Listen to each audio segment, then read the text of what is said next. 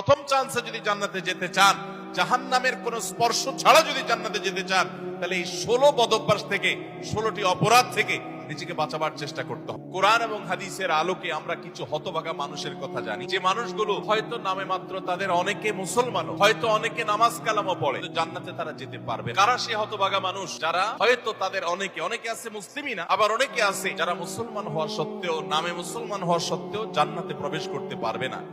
জান্নাতে যাওয়ার পথে বাধাগুলো কি কি, আমরা আজ সেরকম 16টি বাধার কথা জানবো। কয়টি বাধা? 16টি বাধার কথা জানবো।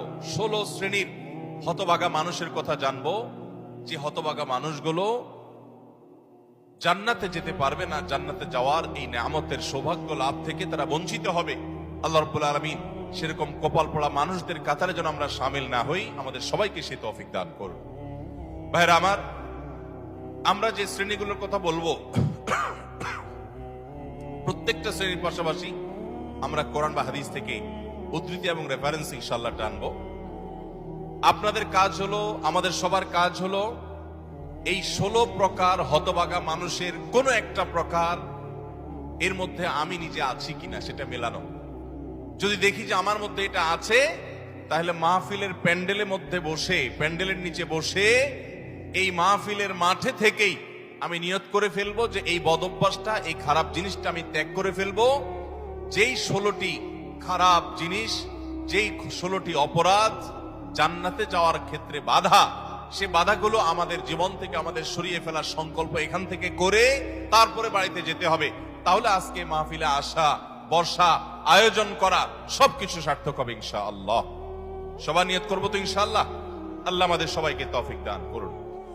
সর্বপ্রথম যে হতভাগা মানুষদের কথা বলতে চাই, যারা জান্নাতে যেতে পারবে না, তারা হলো যারা আল্লাহর প্রতি ঈমান আনে নাই, যারা মুসলমান হয় নাই, যারা ঈমান আনে নাই, আল্লাহর প্রতি যারা বিশ্বাস করে নাই, তারা আল্লাহর তৈরি জান্নাতে যাবে, এটা কখনো আশা করা যায়?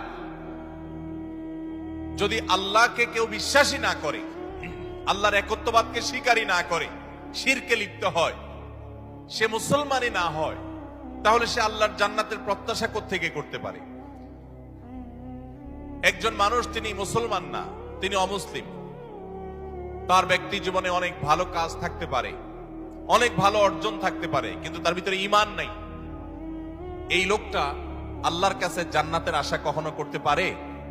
একজন মানুষ বাংলাদেশে মানুষের জন্য অনেক কাজ করেছেন, বাংলাদেশের উন্নয়নে অনেক ভূমিকা তার ছিল বা আছে, বাংলাদেশে অনেক কল্যাণকামিতা তিনি চান,